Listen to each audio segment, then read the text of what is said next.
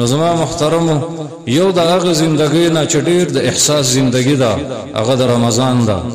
په رمضان کې به اخرنۍ عشره او دا خبرې په دې مناسبت کوو چې دا دویم د دې پسې چې کومه جمعه راځي هغه به د اخرنۍ عشرې د شروع کېدو کې به راځي 2 یا 3 ورځې به تېرې شوي.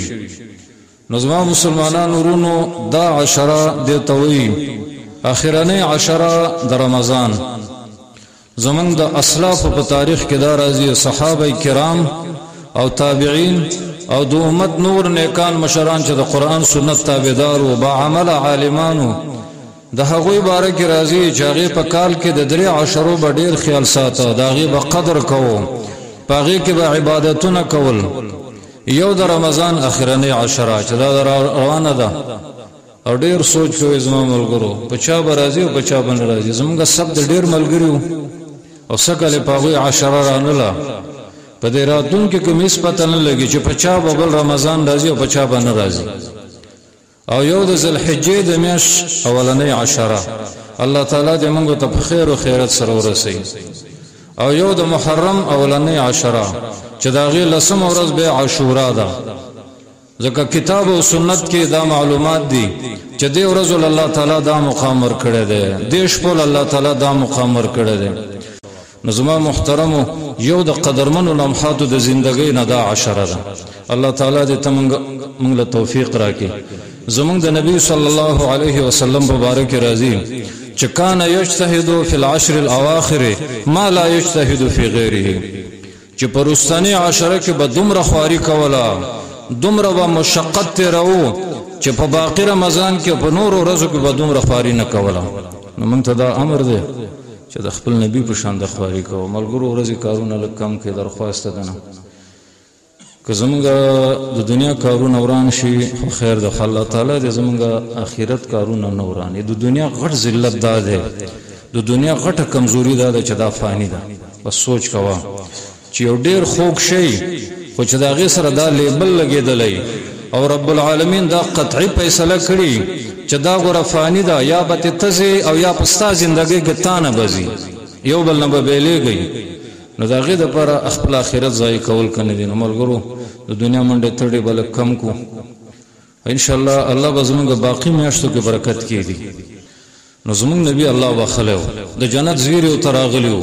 په تمام مخلوق کې د هغې عمره انسان نشته. الله تبارک وتعالی سورة فتح کې وایي تا ته مخکني وروستني ټول ګناهونه معاف دي.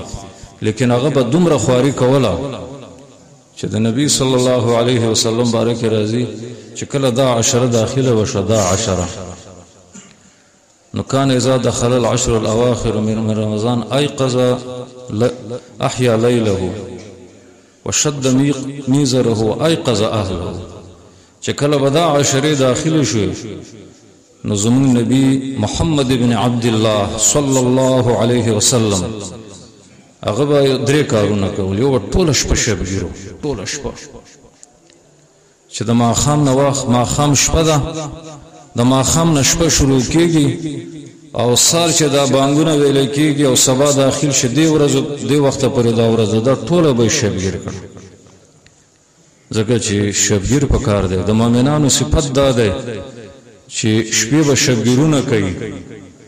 ځکه څه خیر او برکات چې دی دا د شپې را روان دي، دا د رازونو ټیم دی، دا د اخلاص ټیم دی او دا د مجاهدې ټیم دی او دا د ایمان د عبادتونو یو خوږ ټیم دی، خوږ چې سړی پاسېږي او د خپل وس مناسب عبادت وکړي. او دویم کار دا دی چې نبی صلی الله علیه وسلم خپل لنګ به وتړو، خپل لنګ به وتړو. د لنګ د تړلو یو تفسیر دا دی چې عبادتون ته به ملا وتړله. ځکه دا یو محاوره ده چې کم سړی یو کار په توجه کوي خلک وایي سم ورته ملا وتړله. او بله معنی دا ده چې د خپلو بیبیانو خواله به نه تلو، ځکه د بیبیانو حق دی په خاوند باندې. خو دا شپې داسې دي چې زموږ نبي صلی الله علیه وسلم ځان به فارغه کو د دنیا د حوایجو نه او د بیبیانو نه د الله تعالی عبادت ته. او دریم کار به دا کو و ایقظ اهله، چې خپل اهل او بیبیانې به راپاڅولې. حدیث کې راځي پیغمبر علیه السلام هغه خاون او هغه خزي ته د رحم دعا کړې ده چې یو را پاسيږي او بل ځان سره شپې عبادت ته را پاسي.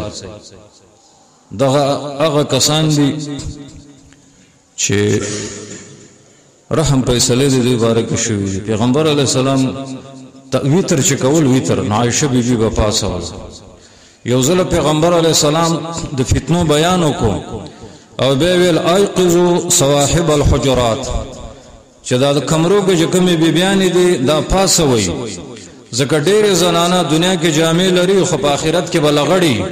د دې یو معنی دا ده چې دنیا کې جامې لري خو عبادتونه نه دي کړي او د آخرت لباس او د جنت جامې چې جوړيږي دا د شپې د تهجد او د عبادتونو نه جوړيږي.